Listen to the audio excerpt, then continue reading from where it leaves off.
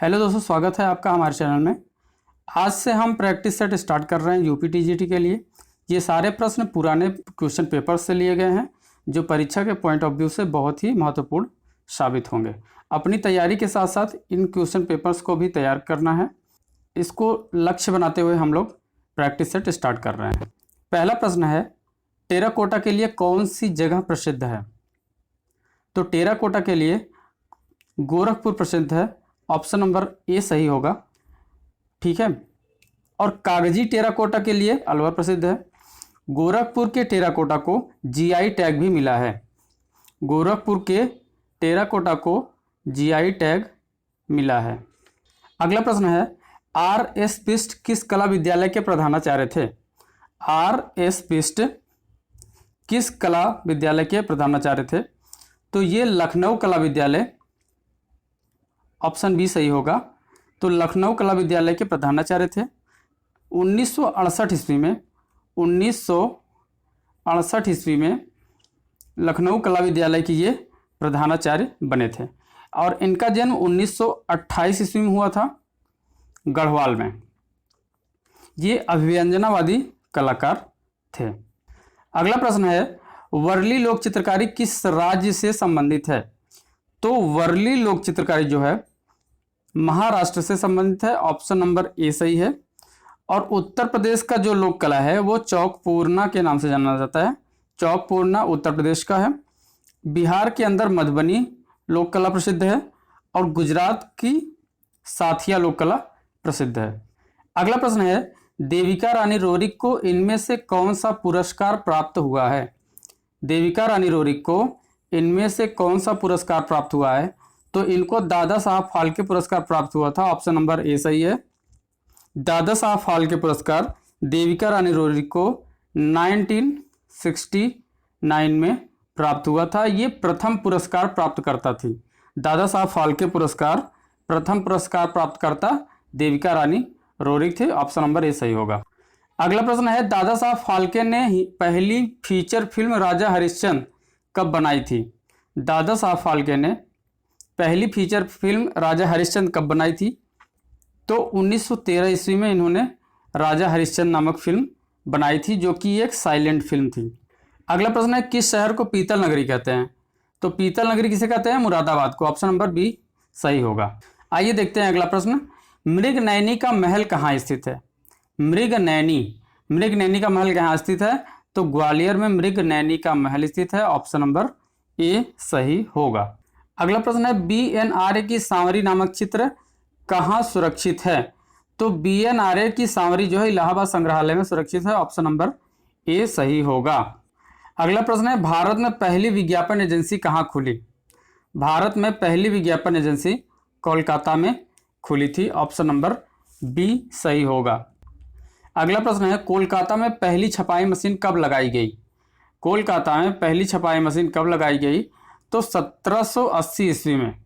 1780 ईस्वी में कोलकाता में पहली छपाई मशीन लगाई गई जो जेम्स अगस्टस हिक्की ने लगाई थी। पहला अखबार बंगाल गजट था, उसी के समय इन्होंने ये छपाई मशीन कोलकाता में लगाई थी 1780 ईस्वी में। अगला प्रश्न है, विवेकानंद रॉक मेमोरियल कहाँ स्थित है? विवेकानंद रॉक मेमोरियल कहाँ स्थित है? तो कन्याकुमारी में। ऑप्शन नंबर बी सही होगा। विवेकानंद रॉक मेमोरियल कन्याकुमारी में, तमिलनाडु के कन्याकुमारी में समुद्र के एक टापू पर स्थित है। ठीक है। 1892 में विवेकानंद ने इस टापू पर बैठकर ध्यान लगाया था और 1970 ईस्वी में यहाँ मेमोरियल बनाया गया था। अगला प्रश्न है, राघव कनेरिया कला की किस विधा से संबंधित है? तो राघव कनेरिया जो है मूर्तिकार हैं। ऑप्शन नंबर बी सही होगा। इनका जन्म 1936 ईस्वी में गुजरात में हुआ था। अगला प्रश्न देखते हैं, इसमें एक कथन दिया है, कलाकार कोई विशेष प्रकार का मनुष्य नहीं होता बल्कि हर मनुष्य एक विशेष प्रकार का कलाकार होता है। कलाकार कोई विशेष प्रकार का मनुष्य नहीं होता बल्कि हर मनुष्य एक विशेष प्रकार का कलाकार होता है। यह कथन किसका है? तो ये कथन है आनंद कुमार स्वामी का। ऑप्शन नंबर ए सही होगा। अगला प्रश्न है, गढ़ी कला केंद्र किससे संबंधित है? गढ़ी कला केंद्र किससे संबंधित है? ललित कला अकादमी से संबंधित है। ललित कला अकादमी का क्षेत्रीय केंद्र है, दिल्ली में स्थित है। अगला प्रश्न है, राष्ट्रीय ललित कला अकादमी नई दिल्ली के प्रथम अध्यक्ष कौन चुने गए थे? राष्ट्रीय ललित कला अकादमी नई दिल्ली के प्रथम अध्यक्ष डीपी राय चौधरी चुने गए थे। ऑप्शन नंबर बी सही होगा। अगला प्रश्न है, राष्ट्रीय ललित कला अकादमी नई दिल्ली के वर्तमान सचिव कौन है? तो राष्ट्रीय ललित कला अकादमी नई दिल्ली के वर्तमान सचिव हैं रामकृष्ण वेदाला। ऑप्शन नंबर ए सही होगा। उत्तम पचारणे वहां के अध्यक्ष हैं। ठीक है, आइए देखते हैं अगला प्रश्न। भारत कला भवन वाराणसी के प्रथम अध्यक्ष कौन थे? भारत कला भवन वाराणसी के प्रथम अध्यक्ष थे Rabindranath Tagore. Option number B सही होगा। इसकी स्थापना हुई थी 1 जनवरी 1920। भारत कला भवन वाराणसी की स्थापना हुई थी 1 जनवरी 1920 ईस्वी को। राय कृष्णदास ने स्थापित किया था। इसके प्रथम अध्यक्ष थे रविंद्रनाथ टैगोर। आइए देखते हैं अगला प्रश्न है, किस कला शैली को आगरा शैली के नाम से भी जाना जाता है? किस कला शैली को आगरा शैली के नाम से भी जाना जाता है?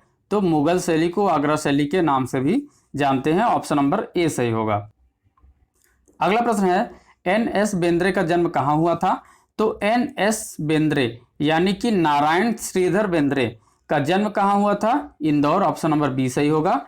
इनका जन्म हुआ था 21 अगस्त 1910 ईस्वी में इंदौर में, और इनकी मृत्यु हुई थी 19 फरवरी 1992 ईस्वी मुंबई में।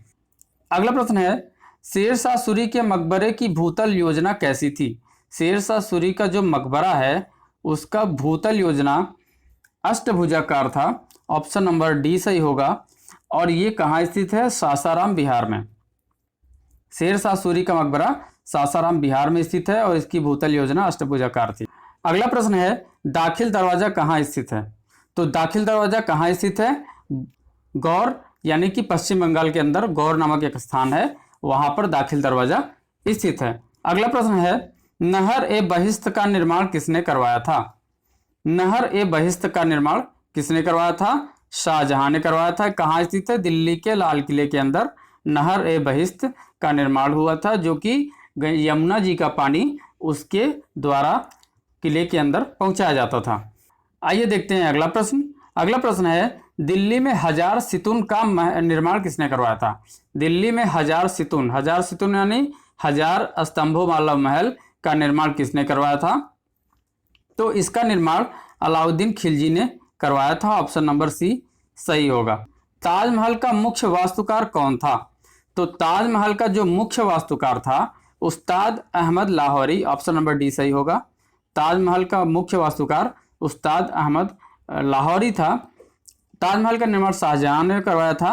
1632 से 1653 तक इसका निर्माण हुआ था। ऑप्शन नंबर डी सही है, उस्ताद अहमद लाहौरी। आइए देखते हैं अगला प्रश्न। बीजापुर का प्रसिद्ध गोल गुंबद किस राज्य में स्थित है? बीजापुर का जो गुंबद है कर्नाटक में ही स्थित है। ठीक है, ऑप्शन नंबर बी सही है, और यह मोहम्मद आदिल शाह का मकबरा है। आइए देखते हैं अगला प्रश्न। अगला प्रश्न है, मातनचेरी का महल कहाँ स्थित है?